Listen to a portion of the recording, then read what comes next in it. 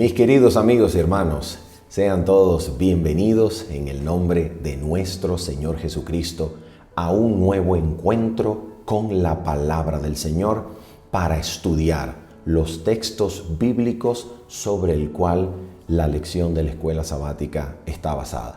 Así que es en el nombre del Señor que le damos la bienvenida, les saludamos, los abrazamos en el nombre de Cristo y anhelamos que a través de este estudio usted pueda crecer de gloria en gloria a la imagen de nuestro Señor Jesucristo.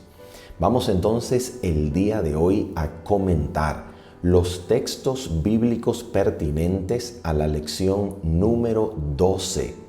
Lección número 12, ya casi final de nuestro trimestre de estudio sobre el mensaje de los tres ángeles. El día de hoy entonces comentamos la lección titulada El sello de Dios y la marca de la bestia, segunda parte. ¿Qué es lo que nosotros vamos a mirar el día de hoy? ¿Qué es y cómo vamos a estructurar nuestro comentario para esta ocasión? Muy sencillo, vamos a enfocarnos en primer lugar a estudiar aquello en lo cual consiste lo que la Escritura llama la herida de muerte de la bestia, para comprender su proceso de sanación y así entender la estrategia satánica para los últimos días, el último intento de Satanás de dominar al mundo entero, y luego entonces de eso vamos a enfocarnos en comprender lo que es y aquello en lo que consiste la marca de la bestia, para entender al mismo tiempo también aquello en lo que consiste el sello de Dios. ¿Qué significa ser sellado de parte del Dios vivo y así permanecer en pie durante la visitación de nuestro Dios y del Cordero a este mundo para culminar su historia? Vamos entonces a orar y de inmediato nos dedicamos teniendo este bosquejo planteado para ustedes. Vamos a orar. Nuestro Padre bendito y Padre Santo, en el nombre precioso, nombre suficiente, nombre santo de Cristo, nosotros pedimos, buen Señor, que tú tomes nuestras miradas débiles, incapaces, por sí solas, Señor. Y tú, Padre Celestial, por medio de la ayuda de tu Santo Espíritu, puedas elevarnos la mirada y ponerla en Cristo Jesús. Por favor, Señor, instrúyenos por medio de tu Espíritu. Danos sabiduría para conocer, acercarnos e interpretar correctamente el texto bíblico, Señor. Y sobre todas las cosas, danos la presencia de Cristo para estar preparados en toda obediencia y sumisión a ti, Señor, durante los días finales de la historia de esta humanidad. Te lo pedimos, Padre Santísimo, en el nombre precioso de Cristo Jesús. Amén y amén. Muy bien, mis amigos, vamos entonces a contemplar las Sagradas Escrituras en primer lugar para determinar y enfocarnos exactamente a qué hace referencia la Biblia cuando habla de una herida de muerte de la bestia y a su subsiguiente sanación, para que nosotros podamos comprender cuál será la forma de actuar del enemigo de Dios en su último intento de dominar las conciencias de los hombres antes del fin de este mundo. Vamos entonces a situarnos en Apocalipsis capítulo número 13 y vamos a leer los versículos 1 hasta el versículo número 3, donde se nos introduce esta figura literaria simbólica de una herida de muerte. La Escritura nos dice así entonces en Apocalipsis capítulo número 13, versículo 1 al 3. Dice así: Me paré sobre la arena del mar. Comentamos en nuestro repaso pasado que ese verbo pararse está conjugado en la tercera persona del singular, así que se refiere al mismo dragón. El mismo dragón que es Satanás se para sobre la arena del mar y hace salir del agua a una bestia.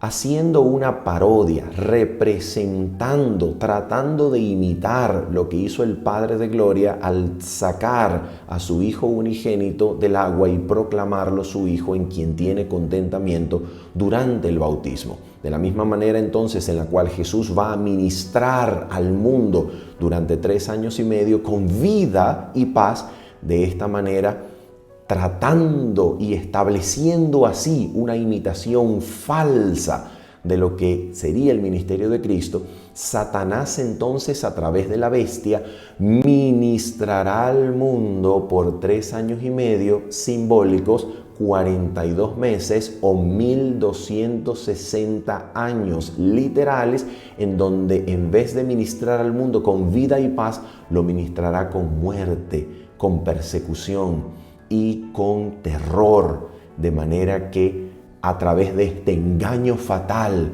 Satanás intentaría ministrar la muerte para el mundo entero. Entonces, dice el texto, y vi subir del mar una bestia que tenía 7 cabezas y 10 cuernos. Y noten esto, y en sus cuernos 10 diademas, señal de realeza, señal de autoridad, señal de dominio, sus diademas, y en sus cuernos 10 diademas y sobre sus cabezas un nombre blasfemo. Dijimos entonces la semana pasada que esta característica de la bestia es muy importante. ¿Cuál característica específica estamos hablando? El lugar en donde se encuentran sus diademas. Esta bestia de 7 cabezas y 10 cuernos que aparece en el capítulo 12, vuelve a aparecer en el capítulo 13 y se repite nuevamente en el capítulo número 17, es una bestia que aparece en la semejanza de 7 cabezas y 10 cuernos en todas las 3 ocasiones. Capítulo 12, capítulo 13, capítulo 17. Con la diferencia del lugar en donde reposan sus diademas. En el capítulo 12 las diademas reposan en sus cabezas, en el capítulo 13 las diademas reposan sobre los cuernos y en el capítulo 17 no hay diademas ni en sus cabezas ni en sus cuernos. ¿Por qué razón? Porque las diademas comunican el instrumento, mejor dicho, las diademas comunican el lugar o instrumento que Satanás utilizaría primordialmente para con fuerza y poder perseguir por medio de poder terrenal a la iglesia de Cristo. Las diademas en las cabezas simbolizan que era a través de un poder representado por las cabezas que Satanás perseguiría a la iglesia de Cristo.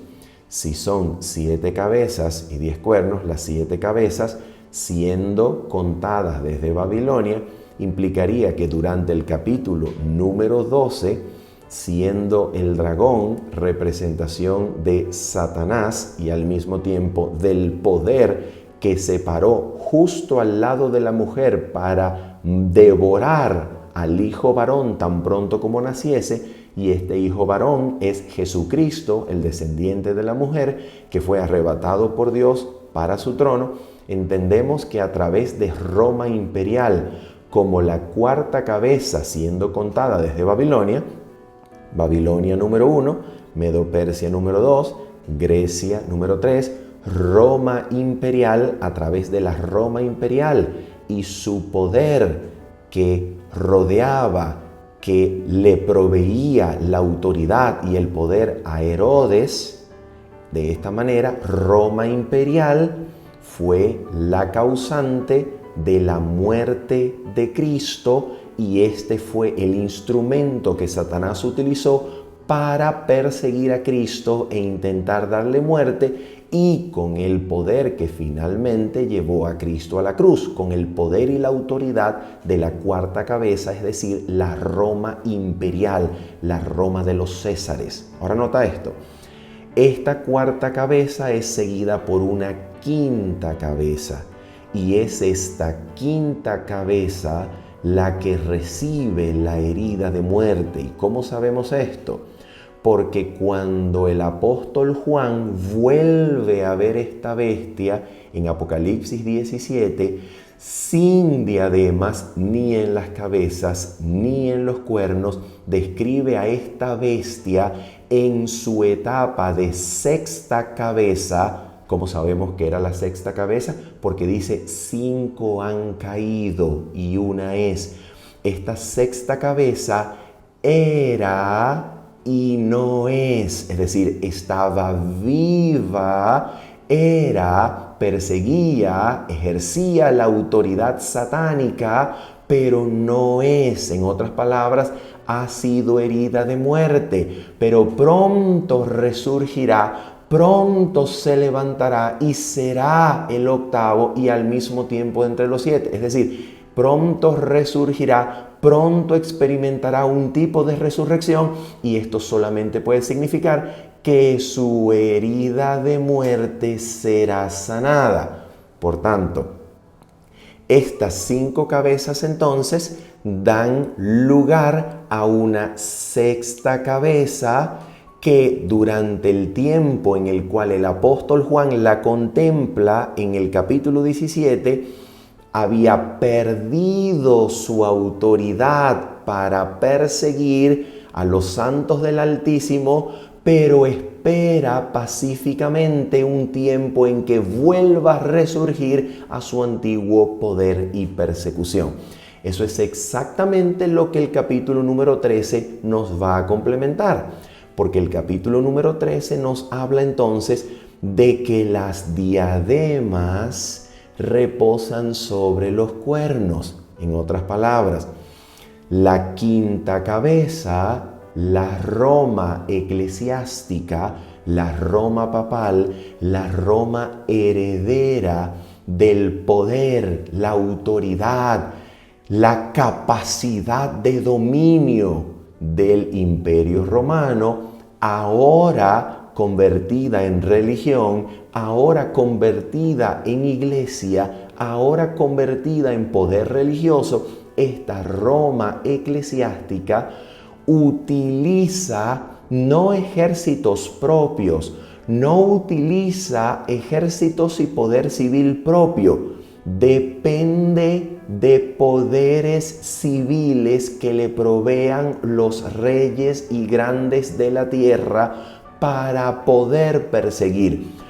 Por eso ahora las diademas cambian de posición y en vez de reposar en las cabezas, como en el capítulo número 12, ahora reposan sobre los cuernos, que representan poderes civiles, el poder de los grandes hombres de la tierra, el poder de los reyes que han sido dados a beber del vino de la fornicación, uniendo a la iglesia con el poder civil, para que a través del poder civil que proveen los grandes reyes de la tierra, Roma pueda perseguir e implementar penas civiles sobre aquellos que no se sometan a su autoridad, para imponer sus dogmas, para imponer sus creencias religiosas.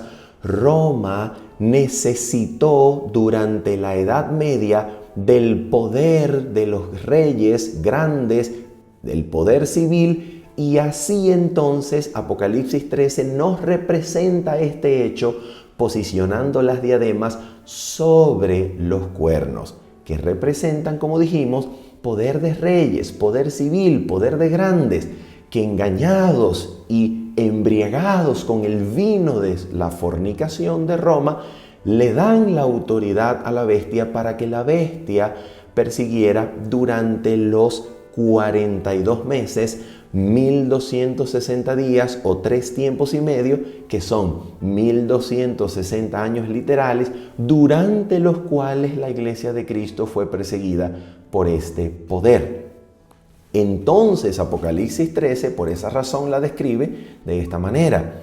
Dice que la bestia en el versículo número 2 y versículo número 3, atención, la bestia que vi era semejante a un leopardo, tiene elementos del imperio griego, y sus pies como de oso tiene elementos del imperio medos, de los medos y los persas, y su boca como de león tiene la esencia y elementos de Babilonia, simbolizada por el león en Daniel capítulo número 7, y el dragón, que también aparece en Daniel capítulo número 7, y el dragón representando aquí, en el versículo número 2, a Satanás y al mismo tiempo al imperio romano imperial. El dragón, noten, le dio su poder y su trono. Roma imperial, por medio de Satanás, le entrega su legado histórico, su poder y su trono a esta Roma eclesiástica para que ejerciera grande autoridad.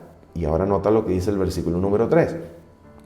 Vi una de sus cabezas como herida de muerte. Nota que es una de sus cabezas como herida de muerte.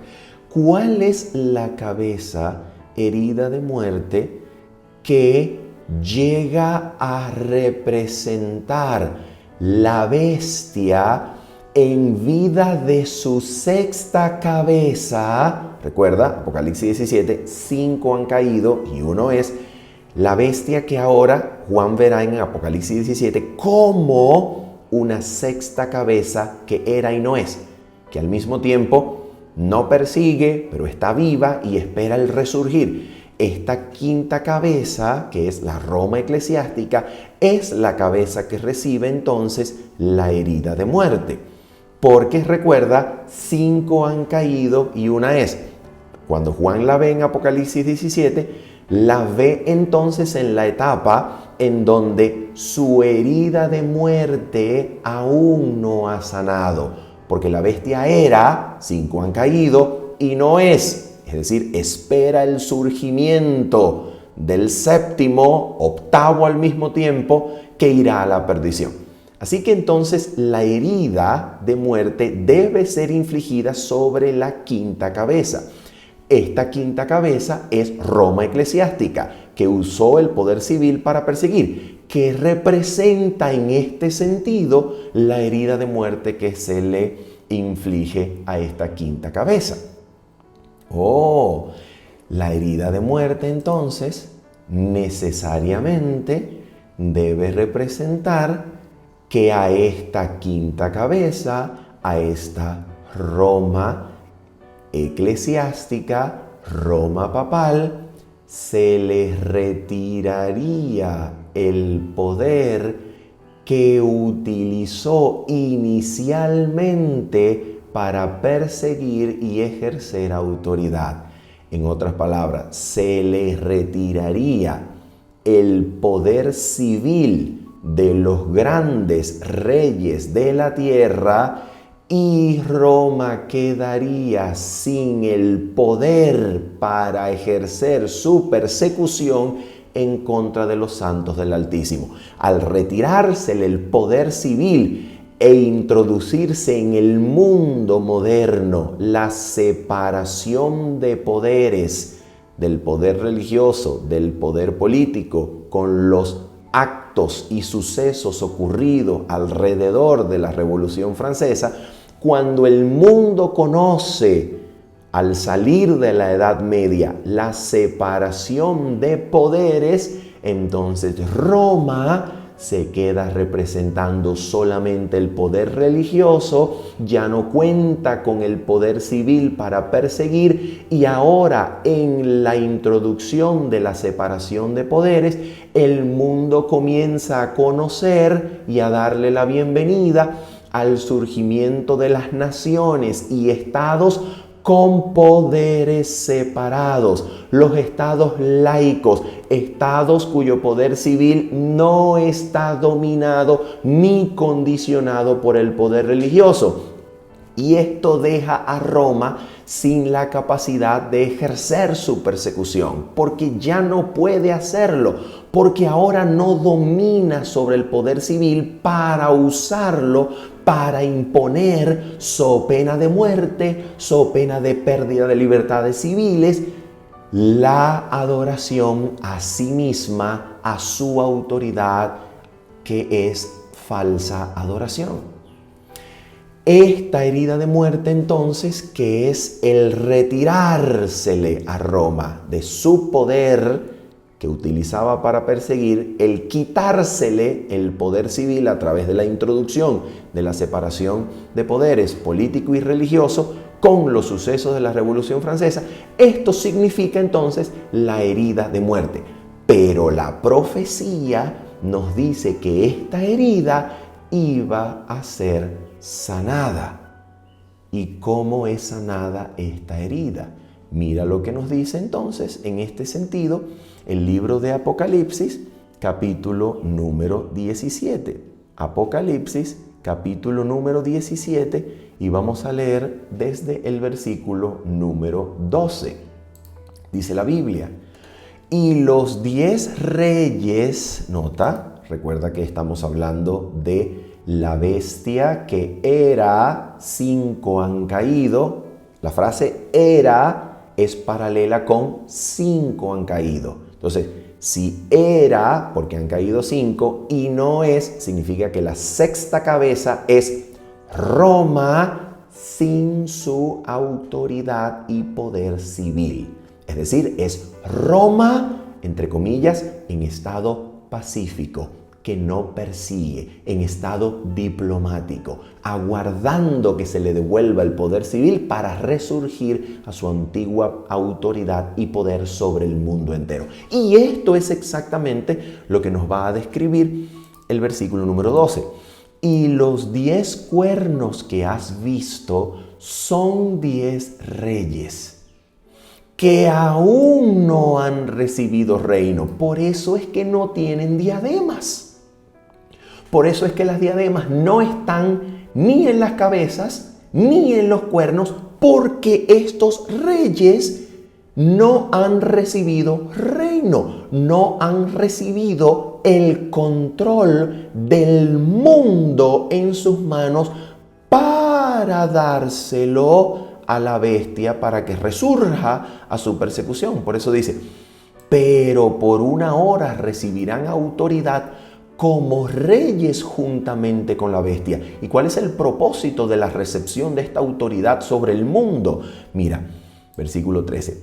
Estos tienen un mismo propósito y entregarán su poder y su autoridad a la bestia. Entonces, recibirán la autoridad y el dominio sobre el mundo para entregárselos a la bestia, para que la bestia resurja a su antiguo poder y autoridad. Y así este resurgimiento del capítulo 17 es comparado con la imagen de la bestia que tenía la herida de muerte y vivió. Vive porque ahora se le levanta una imagen. Y ese es el propósito de la descripción de la bestia que sube de la tierra a partir del versículo número 11 del capítulo número 13 de Apocalipsis. Curiosamente y de manera interesante, esta bestia que surge de la tierra tiene 2 cuernos como de cordero. Es decir, estos poderes civiles inician con una característica cristiana, asegurando, garantizando la libertad de culto, garantizando el respeto a la conciencia, garantizando principios cristianos, pero luego habla como un dragón cuando comienza a hacer señales para engañar a los moradores de la tierra y logra convencer a los moradores de la tierra para que le hagan una imagen a la bestia que tenía la herida de muerte y vivió. En pocas palabras, la bestia que surge de la tierra, que representan los poderes políticos terrenales que dominarán el mundo, encabezados por el poder que comenzó como cristiano de los Estados Unidos de Norteamérica a la cabeza, tomarán el poder del mundo, se lo entregarán a Roma eclesiástica y así levantarán una imagen de la bestia en la cual todos los moradores de la tierra están de acuerdo en que Roma entonces debe volver a tomar las riendas y el poder y la autoridad del mundo para controlar el mundo e imponer penas e incluso muerte a los que no se sometan a su autoridad. ¿Cómo logrará Satanás engañar y convencer al mundo entero de que es necesario que Roma vuelva a tomar las riendas del mundo? ¿Cómo logrará Satanás volver a unificar el poder religioso con el poder político? ¿Cómo logrará Roma volver al protagonismo y al control del mundo entero? ¿Cómo logrará eso Satanás? Nota esto. La actual degradación del mundo, en donde todo valor moral es cuestionado, en donde todo valor familiar es echado a la basura, en donde el descontrol mediático de autoridades, la desconfianza en las instituciones actuales, todo este mundo en debacle, y añadido a eso, todo este mundo en debacle cultural, social, económico y político, todo este debacle señala que el mundo se cansará, tomará asco del presente estado de cosas y entonces pedirá y se convencerá por medio de señales, portentos, prodigios y milagros. El mundo entero será convencido de que es necesario un nuevo sistema de cosas. Es necesario superar la configuración del mundo en naciones y estados independientes y configurar una nueva alianza, una nueva cosa, un nuevo sistema que domine y controle el mundo. ¿Quién será el candidato para llevar la batuta y la cabeza en ese nuevo sistema mundial que prometa un resurgir a la economía mundial, que prometa un nuevo mundo de paz, de seguridad, que garantice el pan y el agua a los moradores de la tierra y se los quite a aquellos que se opongan a este sistema mundial? ¿Quién ejercerá la primacía y el liderato de este nuevo sistema? La Biblia nos dice que este sistema será gobernado por la misma cabeza que gobernó al mundo durante los 1260 años de la Edad Media. Será el poder romano eclesiástico, unido al poder civil, unido al protestantismo caído, unido al espiritismo para todo poder milagroso engañador. Y así se conformará la gran Babilonia, que va a la perdición, porque luchará contra el Cordero, pero el Cordero los vencerá. De eso se trata, mis amigos, de eso se trata la herida de muerte y la sanación de la herida de muerte. El resurgir a su antiguo poder y autoridad para gobernar al mundo por medio del poder que reciben los reyes de la tierra y le otorgan su autoridad a la bestia para que resurja, para que resucite, para que se levante como imagen de lo que fue durante la Edad Media. Esta es la sanación de su herida de muerte. Vamos entonces a mirar especialmente ahora dos cosas importantes: la marca de la bestia y su contrapartida, su opuesto, el sello de Dios y lo que significa ser sellado por Dios.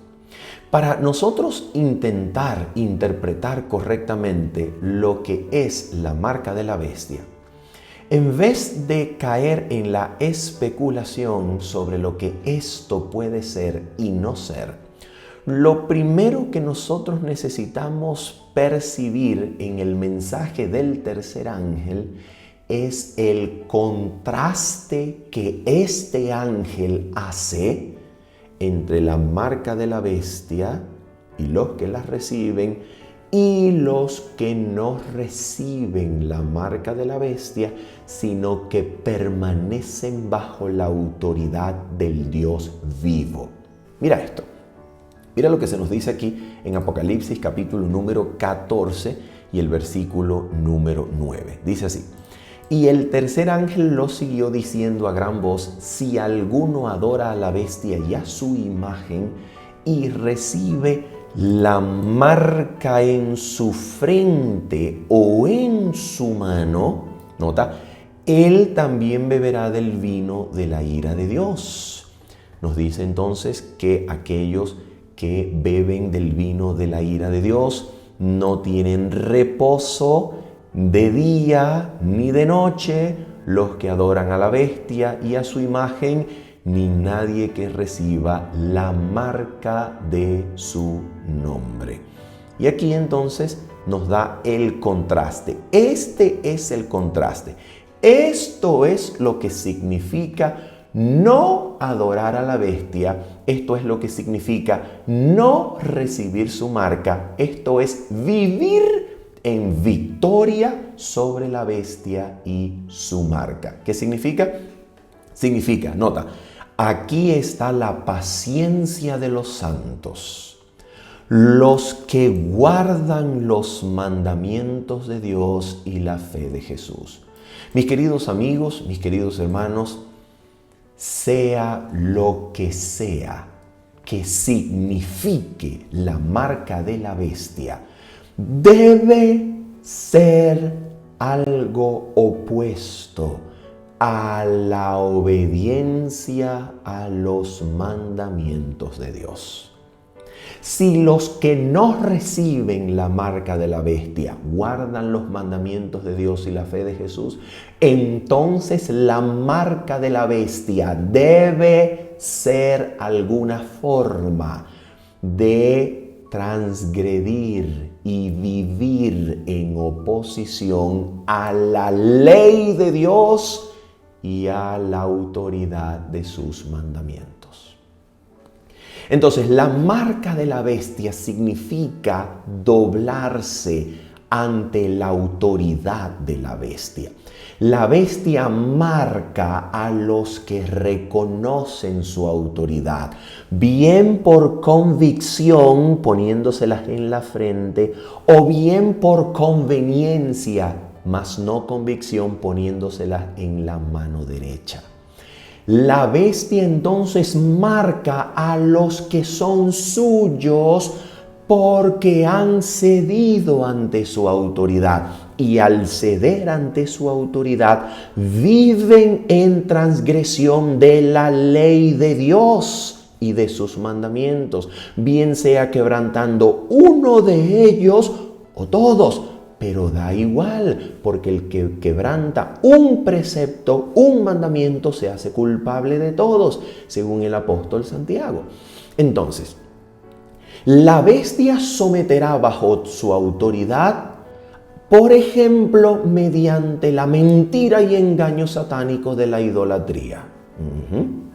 La bestia también puede someter bajo su autoridad mediante el falso día de reposo, es decir, el día domingo, que ensalza la autoridad de la bestia, que ensalza la autoridad humana, que ensalza la autoridad de la obra del hombre por encima de la obra de Dios, que se celebra en el séptimo día sábado. Mientras que el primer día de la semana honra, glorifica y ensalza la autoridad humana, el séptimo día sábado ensalza el poder de Dios y se deleita en su obra creadora y santificadora. La bestia, por tanto, también puede someter bajo el engaño del espiritismo, obrando señales y falsos milagros para que se sometan a su autoridad. La bestia también puede someter por medio del dogma de la salvación por las obras, porque haciendo las obras humanas y glorificando al humano, Cristo es despojado de su gloria y de su poder de salvación y se endiosa la autoridad humana que perdona pecado a los seres humanos. La bestia puede someter y hacer que las personas dobleguen sus cabezas ante su autoridad por medio de este dogma también.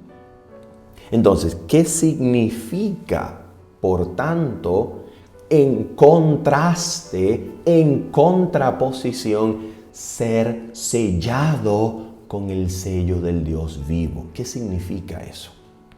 ¿Qué significa eso? Vamos a mirar lo que esto significa.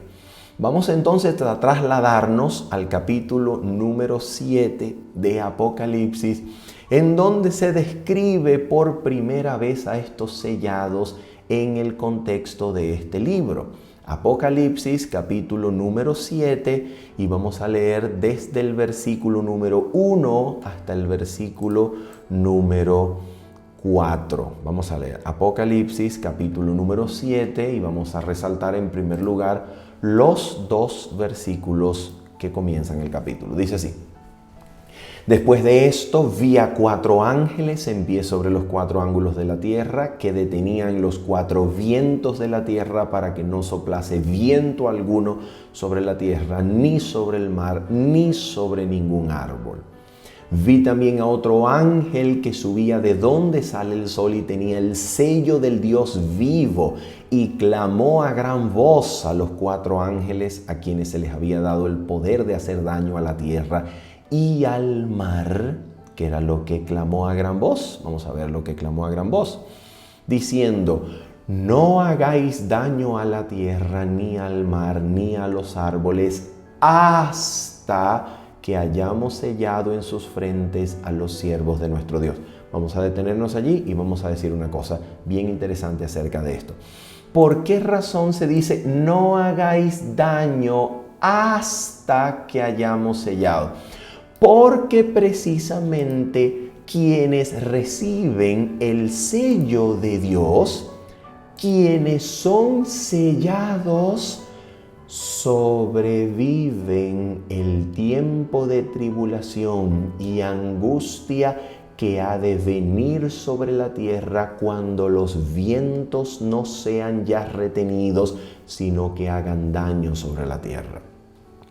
Por esta razón, los que son sellados son los 144,000 que son trasladados al reino de Cristo de entre los vivos, porque no mueren durante el tiempo de tribulación y angustia que ha de venir sobre la tierra.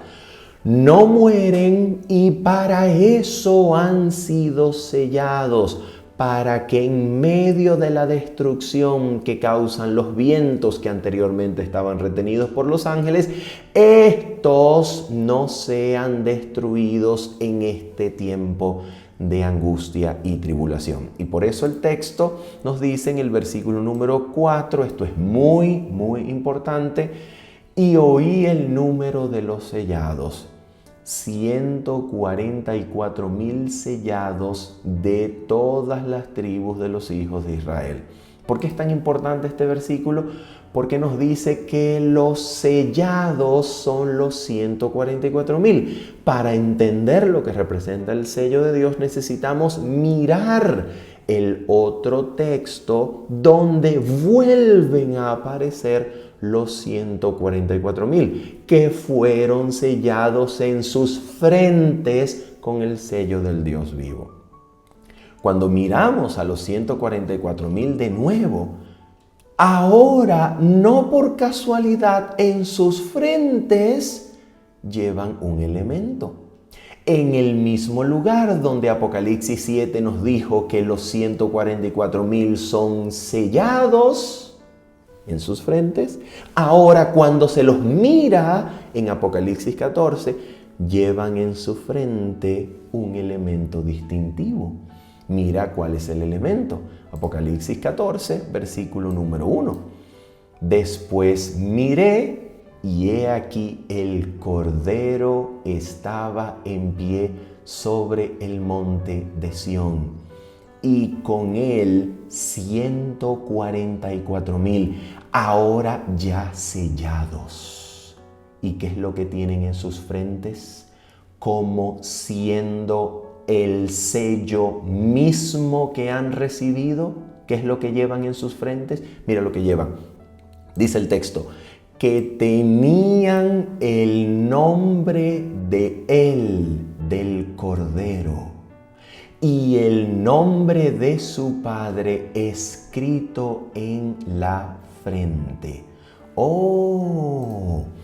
¿Qué cosa es el sello del Dios vivo comparando la imagen de los 144,000 que iban a ser sellados en sus frentes y compararlos con la misma imagen de los 144,000 ya sellados en sus frentes en el capítulo 14? ¿Qué cosa es el sello de Dios?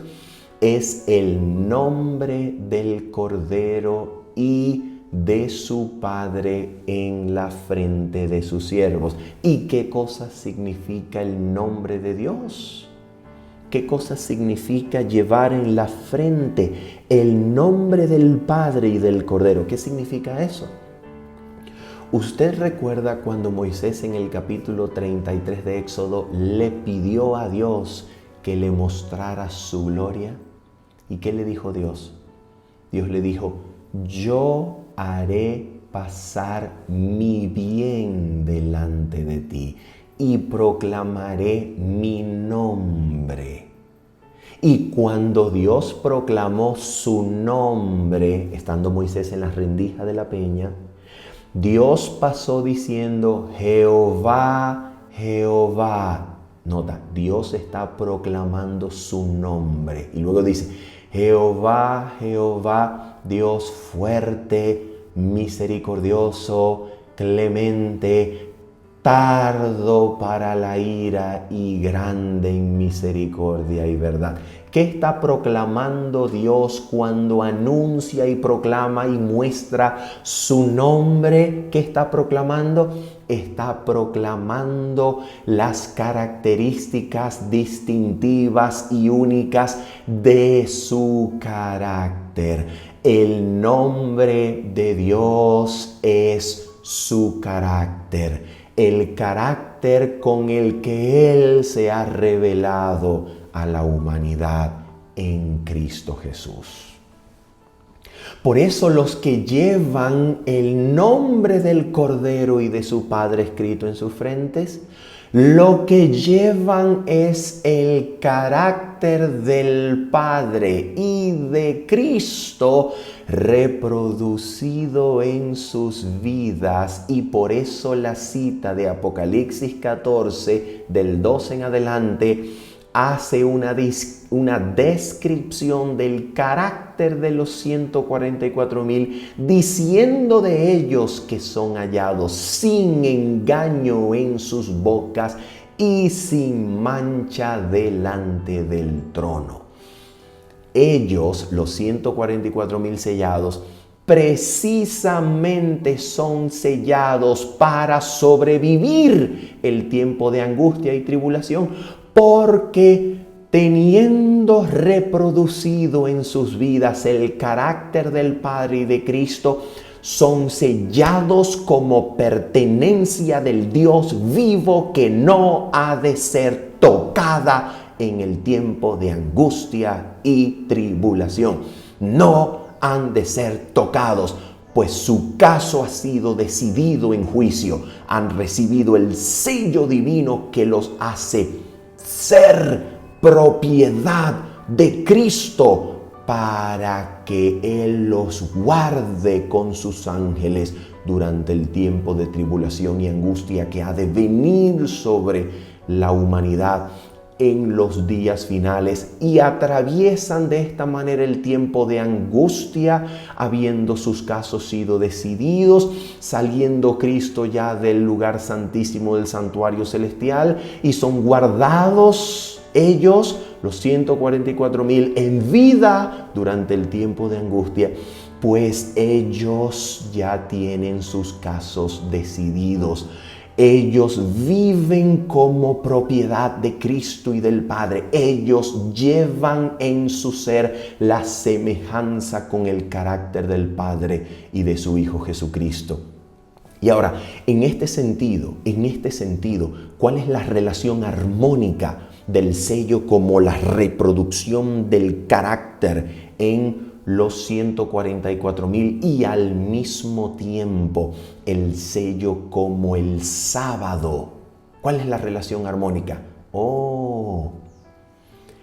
Pues la única forma, aquí está la relación, la única forma de adquirir un carácter a la semejanza del Padre y de su Hijo Jesucristo es por medio del mismo mensaje que da y transmite el reposo del día sábado.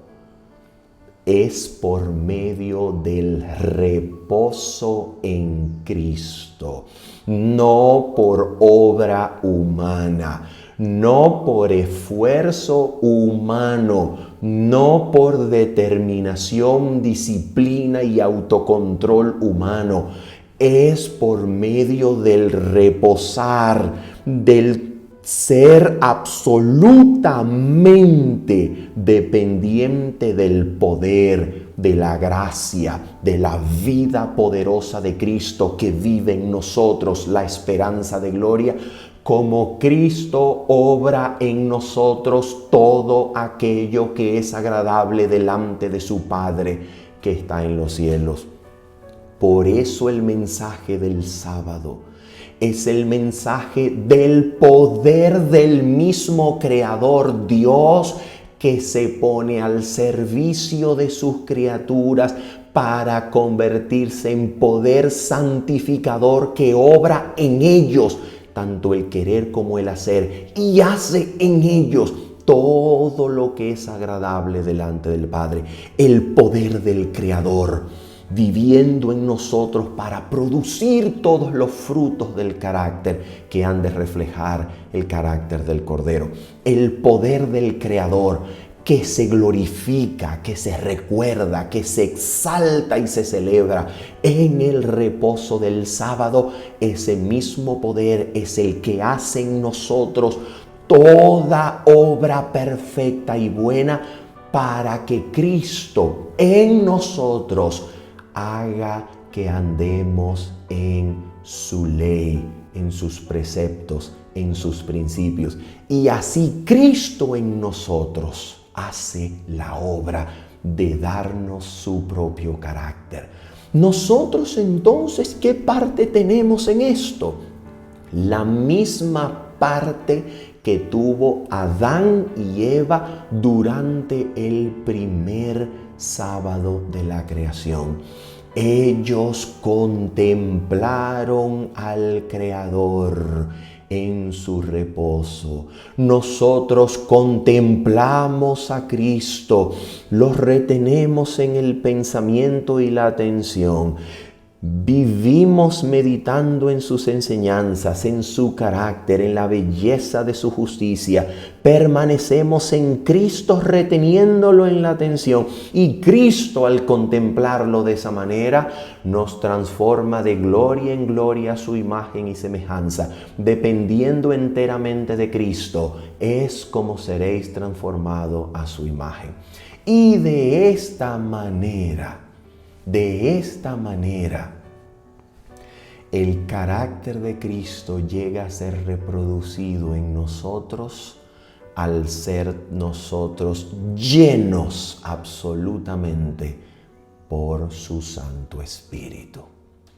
De esta manera, el Espíritu de Dios que sella para salvación, según Efesios capítulo número 1, este Espíritu Santo nos llena en la plenitud del poder divino, porque descendió no con energía modificada, sino en la plenitud del poder divino para hacer posible que venzamos toda tendencia al mal, heredada y cultivada, y así alcanzar la perfección de carácter, puesto que Dios ha puesto su nombre en tela de juicio a través de la demostración del poder de su gracia que se ejecuta en la purificación, en la limpieza, en la perfección